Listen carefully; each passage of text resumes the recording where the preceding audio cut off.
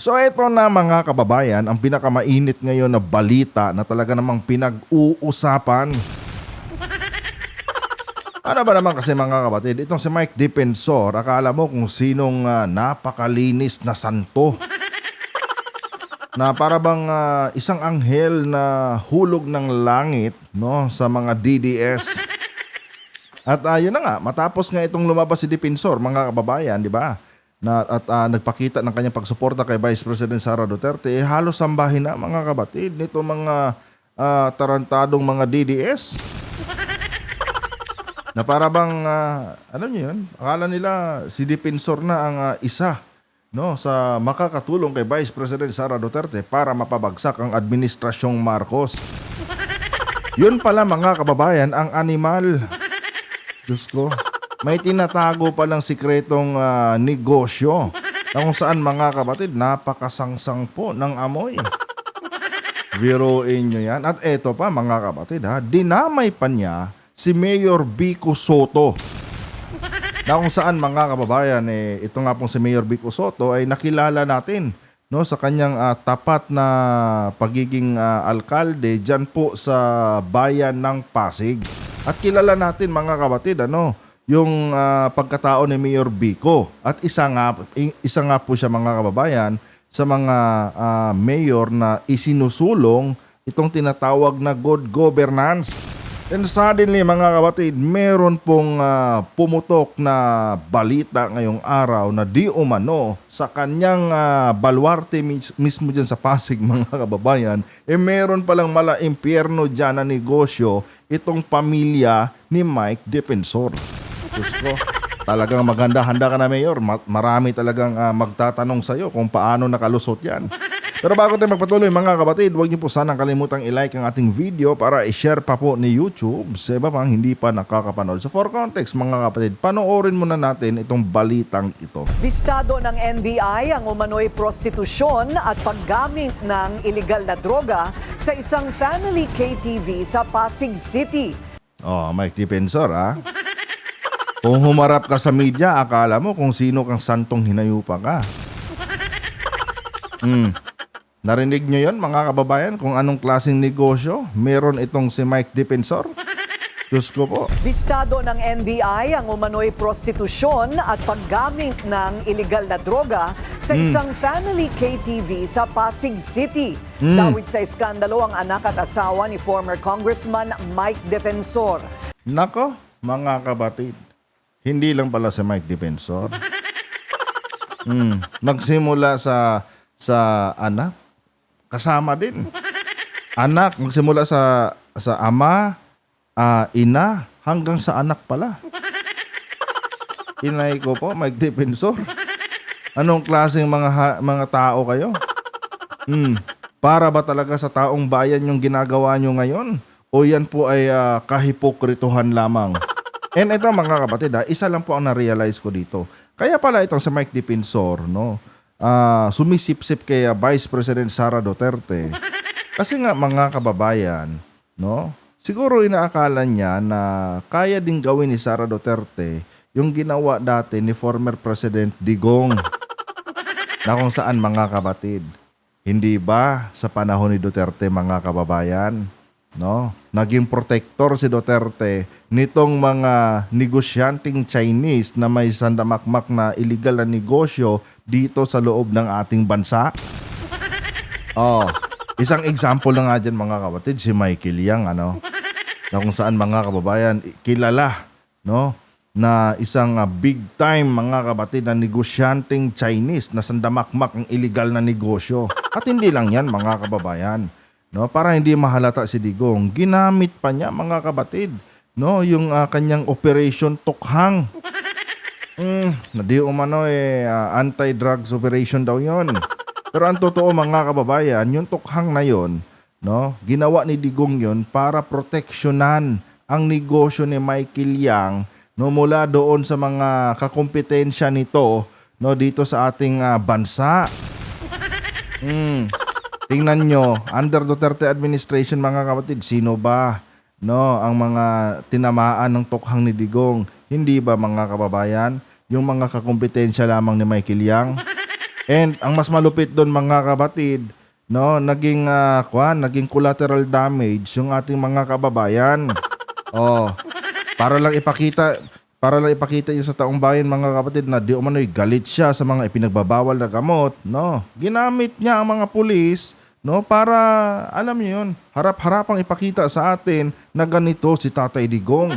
Ayaw na ayaw niya yung mga Pilipinong gumagamit no ng ipinagbabawal na gamot. Kaya ang resulta mga kapatid, 30,000 Pilipinos mahigit no ang nasawi mga kababayan sa kanyang ginawang tukhang. Kaya saan siya ngayon? Nasa dahig. Ngayon, itong sa Mike Defensor, dumikit kay Sara, thinking no na kapag nanalo si Sara, kaya din gawin ni Sara yung ginawa ni Tatay Digong. Ang proteksyonan itong kanyang mga illegal na negosyo. Kaya no wonder mga kababayan kung bakit kay Sara siya tawag dito kumapit, no, at hindi kay Pangulong Marcos, dahil alam niya pag dito yan sa Marcos administration, tablado yung negosyo mo, Mike Defensor. Oh, kaya pala mga kapatid, tuloy. Ang detalye sa agenda report ni Andrea Salve, live nag-uulat mula sa NBI sa Maynila. Andrea, ano ang iyong update? Corina, tama ka, malalaking mga pangalan nga ngayon nadadawit dito sa tinukoy na sex at drug den na sinalakay kamakailan lang ng NBI sa isang high-end KTV sa Pasig City. Duruin yan, drug den talaga ang tawag, ano? Tapos, si Mike Defensor ko sumipsip kay Sara. Na kung saan ito daw mga DDS, ito daw sila Sara Duterte mga kapatid, ay katulad din sa kanyang ama na galit din daw sa mga illegal na droga. Tapos ito si Mike Defensor, no? May mga ganitong negosyo. Hindi ba mga kababayan? Oh, nakakatawang isipin mga kabatid na itong sila Sara Duterte, ang lakas magbintang. No, simula daw nung bumalik si PBBM, nung nawala si Tatay Digong at pumalit itong si PBBM mga kabatid, ay nagsibalikan daw mga kababayan itong mga illegal na droga dito sa loob ng ating bansa. Dumami daw mga kabatid ang mga adictos benedictos. Oh, dahil yung ating presidente daw bangag. Para mga kababayan. Ito si Sara, hindi niya alam or alam naman talaga siguro ni Sara to. No?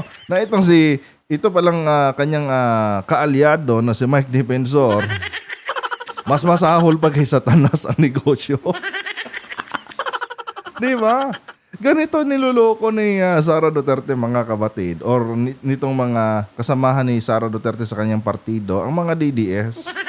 Oh, pinapaniwala nila na galit sila sa mga ganitong negosyo, nitong mga illegal na droga. Pero mga kababayan, ang totoo, nasa tabi lang ni Sara yung isa dyan. At yan na nga po mga kapatid, walang iba, kundi si Mike Defensor. Ang lupit talaga, ano? Kasama sa mga sinampahan ng reklamo ang asawa at anak ni dating Congressman Mike Defensor. Biruin nyo, no? Pati anak, asali. Po. KTV sa papel pero nang pasukin ng mga operatiba ng NBI Special Task Group, isa pala umanong pugad ng sex trade. 16 na individual ang arestado, kabilang ang ilang mga empleyado. Lampas 50 naman ang nasa gitna kababaihan na biktima umano ng pambubugaw. Ngayon mga DDS, hindi ba sinamba nyo yan si Defensor? Ano masasabi nyo ngayon? Di ba? Kadalasan pa naman mga kapatid sa mga dancer sa mga club, no, lalo na yung may mga live show. Kadalasan diyan mga kababayan sa mga starlet, mga Bisaya. Kaya kung sakali mang makalusot itong si Mike Defensor, no, sa 2028 mga kapatid, talagang magbibinipisyo dito yung mga kababayan nating mga nagtatrabaho sa club. Diba? Kasi negosyo yan ni Mike Defensor eh. Kaya pala siguro mahal na mahal siya nitong mga DDS, ano. Pero kidding aside mga kababayan, hindi sila nahihiya mga kapatid, Lantaran yung kanilang pagiging hipokrito. Akala mo kung sino mga matitinong mga politiko. Tapos mga kababayan, ganito ang negosyo mga kapatid. Biruin nyo yan mga kababayan. Oh, akala mo kung makabati ko sa presidente, akala mo napakagaling nila eh. Pero putya mga kapatid, eto na, lumabas na ang katotohanan. Nakakasuka yung kanilang mga negosyo mga kababayan. No? Talagang kasumpa-sumpa mga kapatid yung ganitong klaseng mga tao, no? Ganitong klaseng politiko. Talagang literal na trapo mga kababayan itong si Mike Defensor. Oh. Biruin nyo. kung makaasta ka diyan ano sa media, akala mo kayo na talaga ang tama. Nag-hire ka pa ng mga bayarang mga Marines para lang kasangkapanin sa inyong pagpapabagsak sa presidente dahil nga gusto niyong paniwalain ng taong bayan na kayo ang pag-asa ng bansang Pilipinas. Pero ano to, Mike Defensor? Oh, buong pamilya mo, no? Ang kasama mo dito sa nakakasuka ninyong negosyo. 'Di ba? Siyempre mga kapatid, hindi aaminin to ng mga hinayupak na yan. Oh, may magnanakaw bang umamin? Wala, 'di ba? Pero tignan niyo na lang mga kababayan. Ewan ko kung ang mga DDS nagising na. 'Di ba? Ewan ko lang. Oh, eto ang mga kapartido ng inyong BP Inday. Ganitong klase na mga politiko. Oh, 'di ba? Ngayon, anong masasabi niyo mga DDS? Pamumulitika pa rin ba 'to? Oh, 'di ba? Tuloy. Sabwat daw ng nasabing KTV ang kadikit na hotel na kinokontrata para magsilbi umanong tuluyan ng mga customer at ng mga binugaw na biktima. Aabot daw sa 5 hanggang 15,000 ang alok ng sexual services ng establishmento. Bukod Grabe, sa no? umano'y sex trade, lumalabas ding drug den ang lugar matapos na tumambad sa mga operatiba ang iligal na droga sa kasagsagan ng operasyon. Grabe, ano? Sa madaling sabi mga kapatid, na on the spot sila ng NBI, ano? Ewan ko lang, ano, mga kababayan. Ang kapal na talaga ng muka nitong pamilya ni Mike Defensor kung i-deny pa nila to. No? Ang kapal na talaga ng muka nila mga kababayan kung sasabihin na naman nilang pamumulitika ito. Matatawag nyo pa ba mga kapatid na isang uri ng pamumulitika ito? Oh, ito, on the spot mga kababayan. And sa ibang report na napanood ko sa Facebook, meron pang kasamang reporter ng GMA dito, no, during sa operation na to.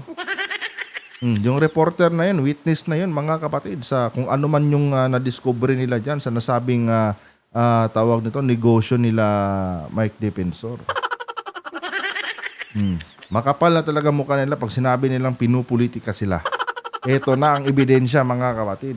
Nasa harap na po ng mga otoridad, on the spot mga kababayan.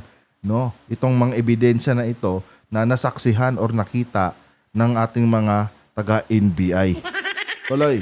Matagal na raw na nag-ooperate sa business district sa Pasig ang KTV na ito. Patay ka dito, Mayor Vico. Paanong nakalusot to, Mayor? Alam niyo, sa totoo lang mga kapatid, hindi ako naniniwalang alam ni Mayor Vico ito. No? Hindi ako naniniwala mga kababayan. Merong mga nasa baba ni Mayor Vico Soto ang nagprotekta nito mga kapatid para hindi makarating kay Mayor. Maniwala kayo mga kababayan. Ayon nga sa balita kanina, di ba? Sa permit daw KTV bar. Oh, KTV bar na mga kapatid, pero ang totoo ganito pala. No? Kung sisisirin mo yung loob ng business na ito, ganito pala. Oh. And ito mga kababayan, no, kung si Mayor Vico lang mismo ang naka-hands-on siguro nung kumuha ito ng permit, no, I don't think so mga kapatid na makakalagpas to sa sa mata ni Mayor Vico. Talagang ipapasara to. And alam naman natin mga kababayan kung gaano ka mabuti at honest na mayor itong si Mayor Vico. I don't think so mga kapatid, no, na mababribe nila Mike Defensor itong si Mayor Vico kung sakali mang nabuking sila. No?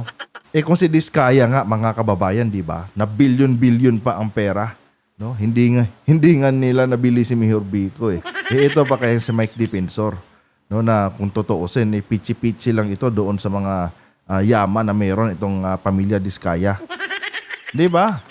Mga kapatid, no, talagang dapat ding sagutin ni Mayor Vico itong posibleng magiging katanungan ng mga taga-media at ng taong bayan later on, no, para malinis niya yung kanyang pangalan. 'Di ba? Kasi nga mga kababayan, ang Pasig po, baluarte po 'yan ni Mayor Vico, and si Mayor Vico, isa po 'yan mga kapatid sa sumusulong sa advokasiyang good governance. Tapos suddenly, eto, no. Merong ganito alam niyo 'yon?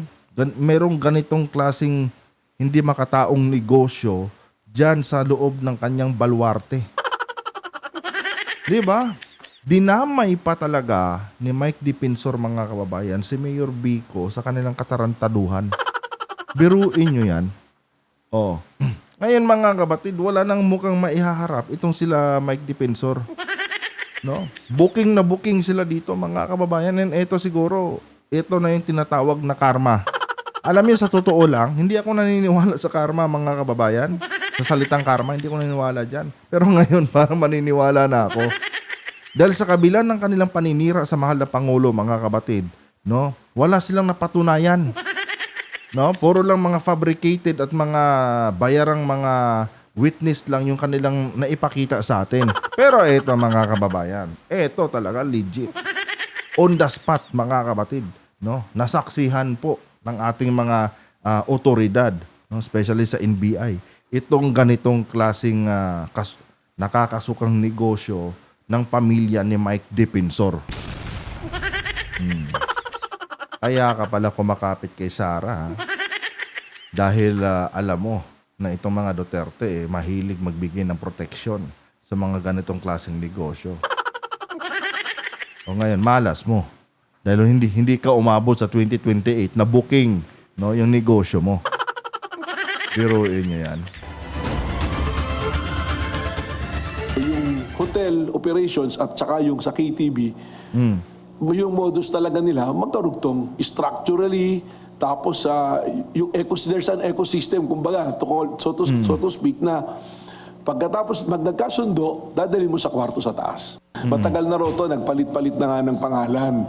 And ang sabi-sabi nga, medyo malakas yata yung kapit nito dahil tuloy-tuloy yung operations at saka Mayor.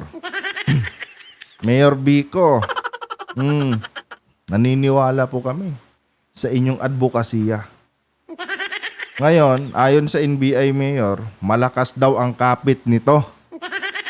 No? Diyan sa inyong tawag dito sa inyong syudad, sa inyong City Hall. Sigurado ako, Mayor, hindi ikaw 'yon. No? Sigurado ako hindi ikaw 'yon, Mayor. Kaya ngayon pa lang, Mayor, simulan nyo na pong mag-imbestiga kung sino ang protektor nito mga hinayupak na ito. Nandyan lang yan sa tabi mo, Mayor. No? Nandyan lang po yan sa tabi ninyo yung sinasabing mabigat na taong nagpuprotekta dito sa negosyo ni Mike Defensor. Oo. Kailangan nyo po talagang aksyonan to, Mayor. Bakit ka mo? Kasi nga, Mayor, no, magiging kasiraan ito sa inyong pangalan. Yung pangalan nyo pa naman po napakaganda na po. Pakinggan, pag sinabi mong Mayor Vico Soto, talagang ang kasunod na iisipin mo, no, ay a good governance yan pag Mayor Vico. Tapos eto ngayon, Mayor, may hudas po dyan, Mayor, sa inyong sa inyong opisina. Kaya ngayon pa lang, Mayor, nako, simulan mo nang mag-imbestiga kung sino-sino yung mga hinayupak na yan. Hindi lang to isa, hindi lang ito dalawa, kundi mahigit pa sa 3 to, no, ang nagpoprotekta dito. Malay nyo, mga kapatid, di ba? Tuwing pinapa-evaluate ni Mayor yung mga business na nandyan sa loob ng Pasig, ginagago lang siya nitong mga nag-i-evaluate nito. Di ba? Sorry for the word, Kasi nga mga kababayan, hindi ako naniniwala na itong si Mayor ang tinutukoy ditong protector. Kasi kadalasan mga kapatid, sa mga ganitong illegal na negosyo, ang kadalasang protector dyan, yung mayor talaga. Kasi siya yung head ng nasabing lungsod eh. No? And common na yan eh. Na sa mga lugar, no, especially sa mga lugar na kung saan halos mga kurap yung mga nakaupo. Common na yan na ang number one talagang pasimuno sa mga ganitong bubulol ako. Ang number one talagang pasimuno sa ganitong mga katarantaduhan ay ang nakaupong alkalde. But may exception mga kapatid pagdating sa Pasig. Dahil nga itong si Mayor Vico Soto, hindi po siya ganyan mga kababayan. No? Hindi po natin siya nakilala na nasasangkot sa mga ganitong klaseng mga illegal na negosyo. Kaya nakapagtataka mga kapatid kung paano ito paano ito nakapasok itong ganitong negosyo ni Dipensor. Paano ito nakapasok sa loob ng Pasig? Oh. Baka mamaya niya kasi mga kababayan, binili ni Dipensor yung ibang kasamahan ni Mayor diyan. Yan talaga mga kapatid ang pinaka-possible na nangyari. No, ito.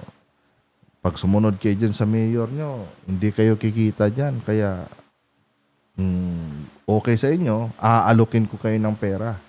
No? Kapalit ng protection ng negosyo namin. Oh. Kaya tuwing nagro-ronda siguro si mayor, baka pag sinabing dito sa ganitong lugar, mayor, okay na yan. Nakita na namin yan. Okay yan, KTV bar lang yan, mayor. KTV bar tsaka hotel. Siguro pag ano ni Mayor, okay naman pala. No? Pero ang hindi alam ni Mayor, no? Pag pumasok ka pala dyan, para ka nang pumasok sa impyerno. Kasi nandyan na lahat mga kapatid, ang mga masasamang gawain. Oh. Di ba? Nako, mga kababayan. Ito po talaga, ganito talagang mga klaseng negosyo ang dapat bantayan ni Mayor Vico. No? Dahil mga kabatid, tulad nito, kung titignan mo, KTV daw. Pero pagka nandyan ka na, ang dami palang mga iaalok sa yung illegal. May mga babae, no? May yun na nga, yung mga ipinagbabawal na gamot. Oh, may mga ganyan, mga kababayan. Tapos, di ba? Ito dapat ang mga sisilipin ni Mayor simula ngayon. No? Hindi porket mukhang malinis naman yung labas ng kanilang building, no? Labas ng kanilang negosyo, okay na. Tulad nito, no? Pag nasa labas ka, akala mo normal lang. KTV bar lang. Yung pala. Pag nandun ka na, doon mo lang talaga malalaman na ganito pala. Diba? Kaya, Mayor, huwag masyadong kampante. Dapat maging vigilant ka sa iyong pagiging mayor dyan sa bayan ng Pasig. Yun lang po ang ating maibibigay sa inyo na kaunting advice. Tuloy. Saka nakikita nila magandang sasakyan yung pumapasok. Siyempre mga kapatid, pagka ganitong bigating politiko ang may-ari, expected na yan, na yung mga negosyo niyan, hindi pang pipitsugin. Diba? Yung mga ganyang KTV bar, high-end yan, mga kababayan. No? Kumbaga, dinisenyo yan para sa mga hindi na pang middle class yan, kung tutuusin eh. O sige, consider na pang middle class pa hanggang sa pang mayaman na kuan. Diba? And sigurado yan mga kapatid na yung mga facility niyan talagang napakaganda. No? Justifiable doon sa presyo ng kanilang mga inumin at mga iba pang mga binibenta sa loob. Pero ito sa tingin ko talaga mga kapatid, halos big time lang ang nakaka-afford din dyan. Kasi nga, may mga binibenta sila mga ipinagbabawal na mga substance dyan eh. Kung middle class ka lang at sabihin natin sumasahod ka ng 30 mil kada buwan, kung sasamahan mo pa ng bisyo, hindi na kasya.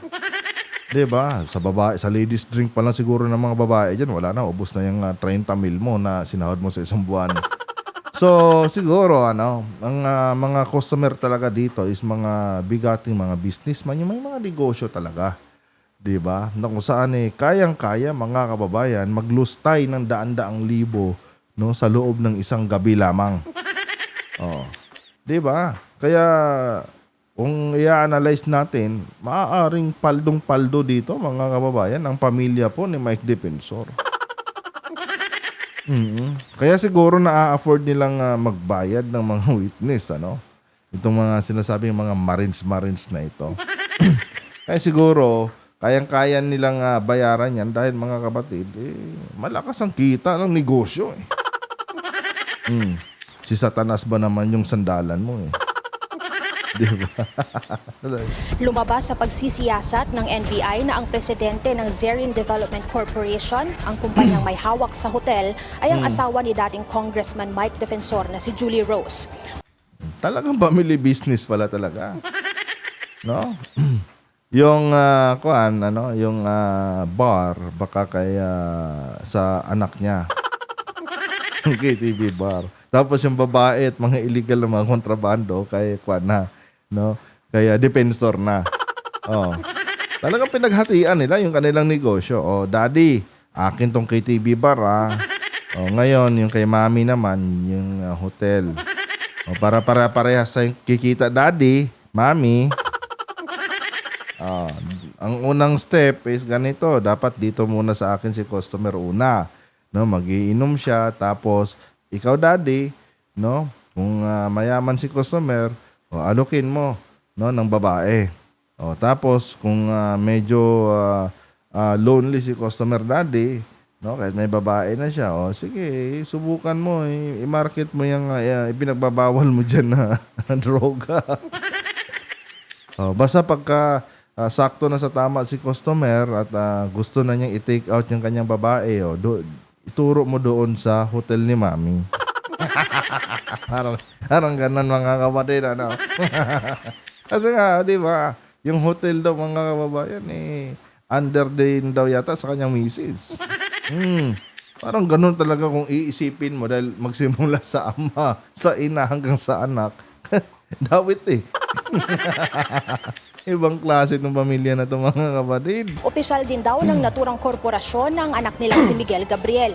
Kabilang sila sa Grabe, mga no? sinampahan ng qualified trafficking charges ng NBI kasama ang hindi bababa sa 5 pang mga opisyal. Nako. Sa Wala pa man ang 2028, hindi pa man tumutungtong sa 2027, sira ka na, Mike Defensor.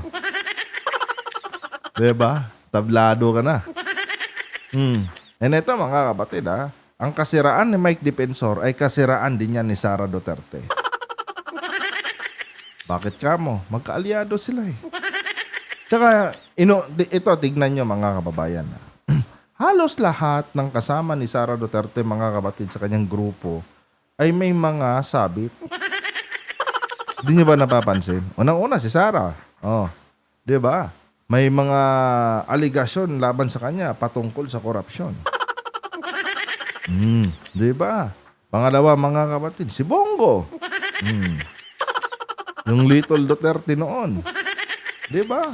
Ano ba si Bongo mga kababayan? Di ba? Dawit din, no? Sa anomalya sa mga flood control projects itong kanyang pamilya. Yung may-ari ng CLTG, no, na construction company na kung saan yung CLTG na yan ay initials po yan sa pangalan ni Senator Bongo.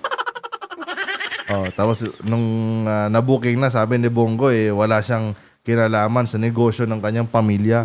Pero yung initial ng pangalan niya, yun yung pinangalan sa kumpanya.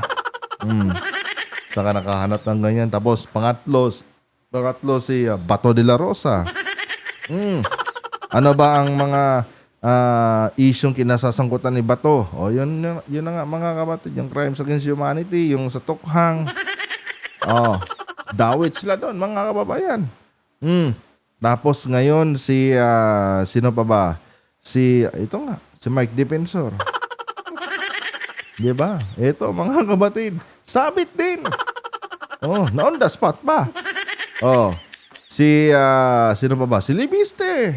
Huwag natin kalimutan tong anak ni Loren Ligarda. Na kung saan mga kababayan, nabigyan ng prangkisa, no? Under Duterte administration, binigyan ng prangkisa yung kanilang negosyo. Asa nung ginawa? Di ba? Ngayon, sa pagkakaalam ko, under investigation pa yata yan eh. Di ba? Nagbenta ng prangkisa na hindi alam ng gobyerno. Puto. Grabe na to mga kapatid, ano? Itong si Kung Meow Meow. Oh. Isa ba yan, mga kapatid, ano? Ang daming, ang daming. Wala nang daw yata yan sahod sa House of the Representatives, eh. Di ba? I mean, halos lahat ng mga kaalyado ni Sara Duterte, mga kababayan, may sabit. Kung sino pa yung bato ng paninira sa presidente, sila pa yung may pinakamaraming sabit. Paano mo ipapaliwanag yun sa amin ngayon, Madam Vice President?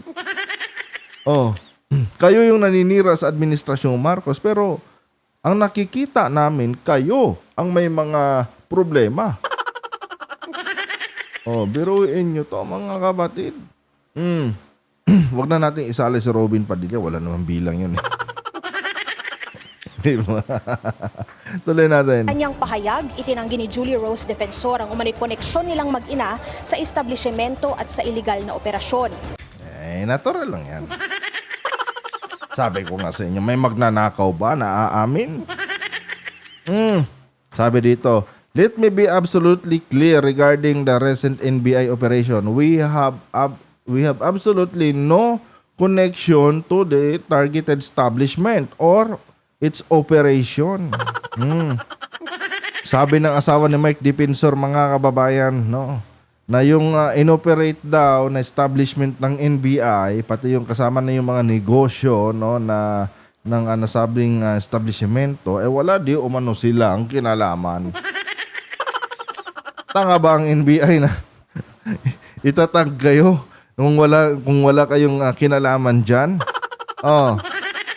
'Di ba? Any attempt to link our family to the abhorrent act allegedly committed there is deliberate, no, dangerous and desperate lies. Yun na daw, mga kababayan. Any attempt daw to link. Paano mo nasabing any attempt? 'Di ba? Samantalang kayo nga daw no?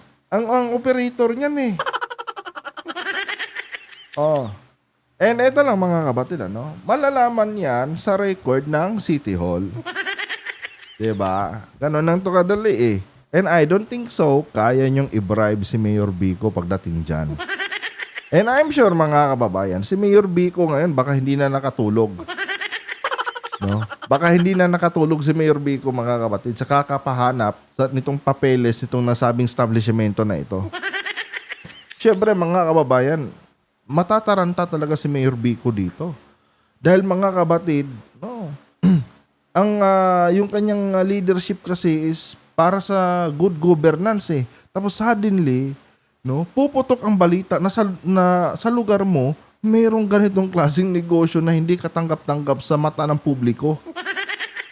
At ang nagmamay-ari pa ay isang politiko. Kaya siguro si Mayor Vico ngayon, magpuyat tayo ditong lahat. Hanapin nyo kung sino ang nag-facilitate ang mga business permit niyan. At kung sino yung mga taong laging nag-i-evaluate ng mga... Kasi pagkakaalam ko, mga kapatid, may mga inspection yan And siguro sa laki din naman kasi ng Pasig, mga kababayan, hindi po kaya ni Mayor Vico yan na inspeksyonin mag-isa. No? Sobrang laki po ng Pasig, mga kapatid. Hanggang Kwan po yan Hanggang Ortigas po yan O biruin nyo yan. No? Tapos iikutin ni Mayor Vico yan lahat. Siyempre, may mga kasamahan na siya, mga kapatid, na nag-i-inspection dyan. Kaya yun na nga siguro. No? Yung baka yung nakatoka dito na taga-inspection dito sa negosyo nila Mike Defensor, ito yung bribe nila. O kapatid, no. Hindi naman kami mukhang kahina-hinala dito Kasi KTV bar nga to Pasama na. Every month meron ka sa akin 1M. Easy money. Di ba mga kapatid? Sa panahon ngayon, mga kababayan, no? Kung mukhang pera ka, talagang madadala ka. Oh. Kaya ito mga kababayan, ano, ikaw talaga Mayor Vico. Hindi, ito lilinawin ko I have nothing against Mayor Vico. Hindi natin siya pinagbibintangan. Inaano nga natin Napapatanong nga tayo kung paano nakalusot to Dahil alam naman natin kung gaano kahigpit si Mayor Vico sa mga ganitong mga bagay. Pero nakalusot pa rin mga kapatid. Oh, ibig sabihin yan, no, merong mga tao sa baba ni Mayor na talagang tinatraidor siya. No? Para masira lang itong kanyang reputasyon kasi napakahirap tibagin ng isang Mayor Vico Soto dyan sa Pasig. Oh, napakahirap tibagin mga kababayan. 'Di ba? So, ang pinaka the best na pwede nilang gawing paraan is sirain yung kanyang administrasyon kagaya nitong ginagawa nila Sara Duterte ngayon. Hirap silang tibagin itong si PBBM sa Malacanang kaya ang ginagawa nila dinadaan sa paninira. O ganon din yung ginagawa ngayon ng ibang tao diyan sa baba ni Mayor Vico. 'Di ba? Yung ibang mga naiinggit. No? Or malay natin may mga politician din talaga na nagmamanipula ngayon, no? Diyan sa sa City Hall ng Makati. Minamanipula yung mga dati nilang mga tao na ganito. Palusutin niyo tong negosyo ni ganito. Huwag niyo na ipaalam sa mayor niyo. 'Di ba may mga ganon, hindi imposible yan mga kapatid. No, hindi po imposible talaga yan. And nangyayari pa rin yan ngayon mga kababayan sa kasalukuyang panahon natin. Kasi in fact mga kapatid, yan yung pinaka the best nga na pwedeng gamitin ngayon ng mga magkalaban sa politika. Yung magtanim ka ng isang ahas sa loob ng administrasyon ng nasabing mayor o governor o whatsoever diyan, presidente. 'Di ba? Yan yung pinaka the best. Magtanim ka diyan ng isang espiya na kung saan pwede mo magamit later on para masira mo ang pangalan ng nakaupong opisyal. Kaya kung ako sa'yo, Mayor, pag nahuli mo yan, kung sino yan traidor dyan sa loob ng iyong opisina, nako, isama mo sa kulungan ni Mike Defensor. Nang sa kanon mga kababayan, hindi na pamarisan. Grabe. Tinawag pa nitong political attacks ang mga aligasyon ng NBI.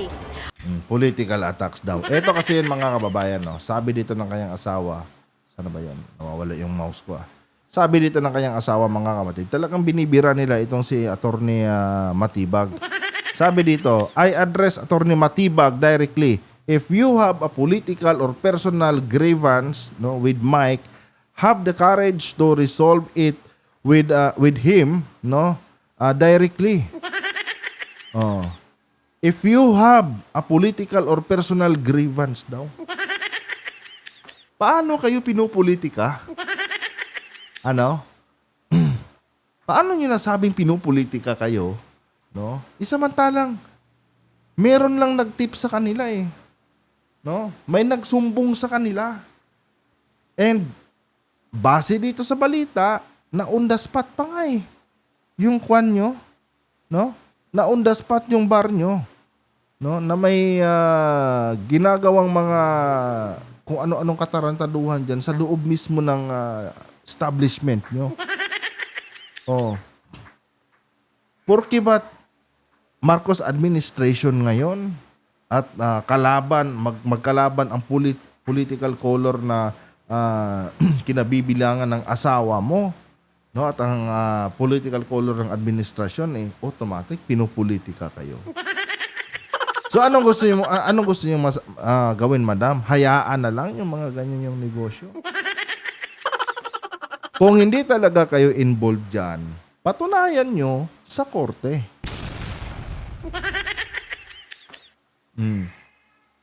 Patunayan nyo sa korte na hindi kayo ang may-ari niyan. But I don't think so, mga kapatid. Hindi maglalabas ng ganong statement ng NBI kung hindi sila sigurado. With the help of Mayor Vico Soto, mga kababayan, sabi ko sa inyo,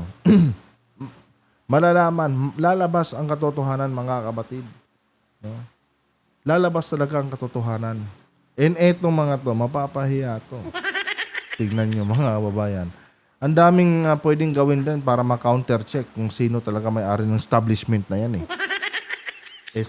sa kwan pa lang, sa usapang buwis pa lang, makikita mo na kung sino ang taxpayer dyan Di ba?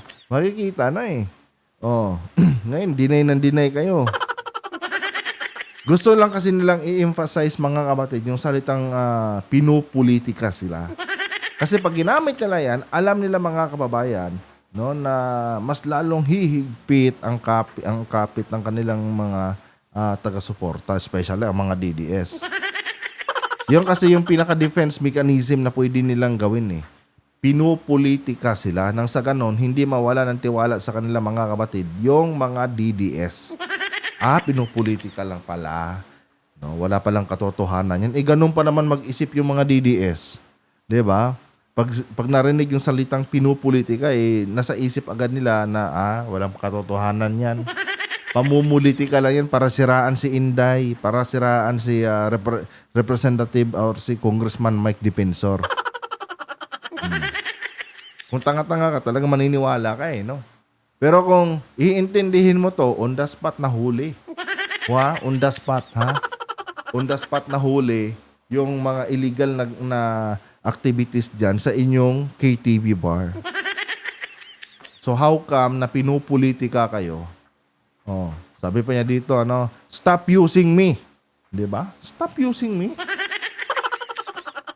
Stop using me, our daughter and hundreds of innocent. Hundreds of innocent? Kung hindi sa inyo, sino yung hundred of innocent na sinasabi mo dito, madam? Stop using me, our daughter, and hundred of innocent. Kung hindi sa inyo yan, sino yung tinutukoy mo na hundreds of innocent? Ito ba yung mga inosente, mga kapatid, ang sinasabi ni madam? Yung mga nagpa-pat session dyan sa loob. Innocent. Inay ko po. Diba, mga kababayan? Malaking katarantaduhan tong pinagsasabi dito ng kanyang asawa, no? Displaced workers as collateral damage. Talaga ba, madam? In dispute that, collateral damage, in a dispute that has nothing to do with us. Patunayan nyo po yan, sa korte. Diba? Ganun lang kasimple yun Patunayan nyo sa korte yan. And I'm sure, pag sa oras na itong si Mayor Vico na ang gagalaw, baka hindi na tayo umabot sa korte. No? Baka hanggang balita na lang talaga tayo at kukumpirmahin na yan ni Mayor Vico. Diyos ko po, nabubulol na ako mga kapatid. Naantok na kasi ako 2:30 na ng madaling araw. Anyway, mga kababayan, ano pa mga asahan natin dito? No? Talagang sasabihin niya nila na pinupolitika sila mga kapatid. No? Para hindi mawala agad yung tiwala sa kanila ng kanilang mga supporters. Common na yan mga kababayan. Hindi lang ngayon nangyari yan. No? At walang halos naman lahat ng mga politiko, mga kababayan, no? Na nagkakasala sa batas, laging sinasabi na hindi ko alam yan. No? Wala kaming kinalaman dyan. Tapos later on, mga kapatid, wala na. Mababalitaan mo na lang. Pinapasundo na pala dahil wanted na or ikukulong na. Tulad na ni Padilla, ni Revilla, di ba? Walang kadala-dala. Nakulong na noong panahon ni Pinoy, inulit pa ngayon. Di wow. Anyway, guys. Hanggang dito na lang yung ating talakayan, mga kapatid. Maraming salamat po. And huwag kalimutan mga kapatid na i-like ang ating video para i-share pa po ni YouTube sa iba pang hindi pa nakakapanood. And kung bago ka lang dito sa ating YouTube channel at mahilig ka sa ganitong klaseng talakayan mga kapatid, huwag niyo po sanang kalimutang mag-subscribe at i-turn on ang notification bell para maging updated kayo mga kababayan. Nakalimutan ko ba yung script ko? Para maging updated kayo sa bawat video na ina-upload ko dito sa aking YouTube channel. Hanggang dito na lang.